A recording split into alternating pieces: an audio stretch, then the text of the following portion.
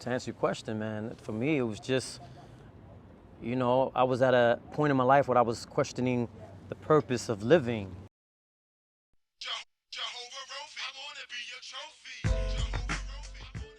So my grades was falling, and in order to have a good life, you gotta have good grades, and you gotta go to college, and you gotta find your career, and that just wasn't working for me at that time.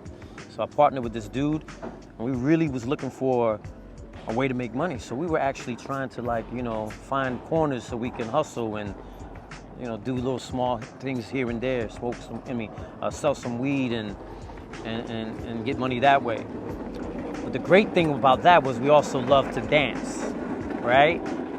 So back in the days, they had this famous radio show that would record us. It was a dancing radio show, and it would be filmed every Sunday. Right, every Sunday we would go, we get on the line, wait, and we get in, right? And we'll dance and then record it, and then the day after or the week after it's on TV. So we're dancing and all that and jamming, and every week I would go pick them up. One Sunday, I went to pick them up early in the morning like I always do. And I especially wanted to be at this one dancing recording because they had some special guests there that I wanted to see. Got to his apartment, knocked on the door. He answered, he still had his pajamas on. Unlike him. So I'm like, dude, don't tell me that you're not ready or you overslept and all that. He said, wiping his eyes, nah, Cruz, don't you remember they changed the schedule? It's not every Sunday, they changed it to every other Sunday now. So I'm like, what? I'm all dressed up, got up early. Dad, you're right. Man, dang. All right, man, my bad for waking you up. I'm walking home and I'm like, I'm up, I'm dressed, no place to go. Then I remembered this girl from my high school invited me to church. And you know where this is going, right? I'm not gonna waste this morning. I'm all dressed up, I'm going to church, right? I go to her church and it was the same girl that gave me a Christian hip-hop cassette to listen to. The rapper was named D-Boy out of Houston, Texas. Never heard of anything like that. The concept of a Christian rapper blew my mind. I said, Christian rapper?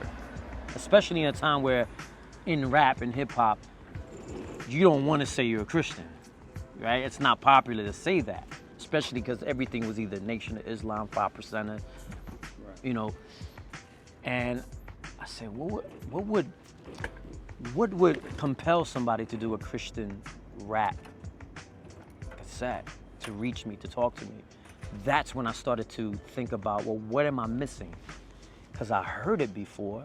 I saw the guy in the corner with the three-piece suit passing me out tracks.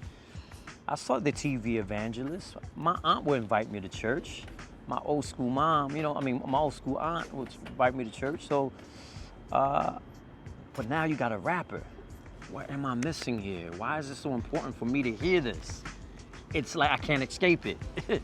Somebody's trying to get my attention. So that's when I really started to think about God, not just on a surface level. I said, okay, there gotta be something to this.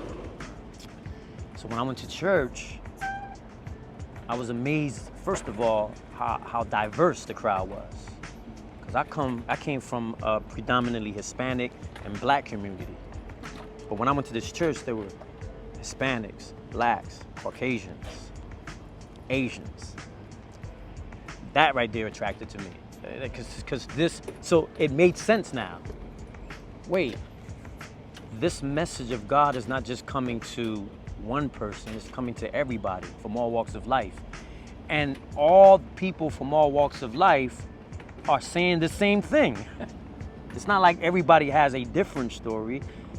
They have the same story that has come to them in different ways. For me, it was through hip hop. And as I went to church and joined a youth group and learned that God became a human, first of all, that blew my mind. I always thought that God was this thing up in the sky that had no relationship to this world in a real way. But when I heard that God became a man, it all made sense to me as to why there's rap and Christian rap and all that. And that's when he got my attention. And to cap it off, to make this long story short, I started going to church, joined the youth group, started studying the Bible. At first, it was to study the Bible to answer questions, because I wasn't raised in the church, right? I didn't have no experience with any commitment to religion. And so when I'm at youth group and the youth pastor would raise questions to answer, I didn't know. And I felt like out of place because everybody knew. Everybody around me grew up in the church. So they had answers, they studied the Bible. I didn't even know how to read the Bible. And so one day I'm going home, I'm reading the Bible, only to be able to answer the questions that were asked. But as I started reading the Bible, not only did I try to answer the questions that everybody had, I had my own questions and started reading the Bible to answer my own questions. And that's what started this journey for me. And one day, after I think about 6 months in, I came home from a youth event, went upstairs into my room, my bedroom, got on my knees, didn't say the sinner's prayer, didn't do anything that was formulated for me to say. All I said was, God, you've been in my life from day one because I sensed you. You came to me in different ways and I ignored you. But you didn't stop. You kept on trying to reach me. And I thank you for that because you was busy loving me while I was busy ignoring you. And I apologized. I didn't know what to say. I said, Lord, I'm sorry that I've lived life for 16 years without you. From this point on, I am going to live life with you. And that was it. And that became my journey on this long journey as to why I'm still with him since day one, since that year in 1991. Yeah. How do we overcome? By the blood of the Lamb and the word of our testimony. My name is Cruz, Cordero. I'm in the barber's chair. Let's go! Yeah.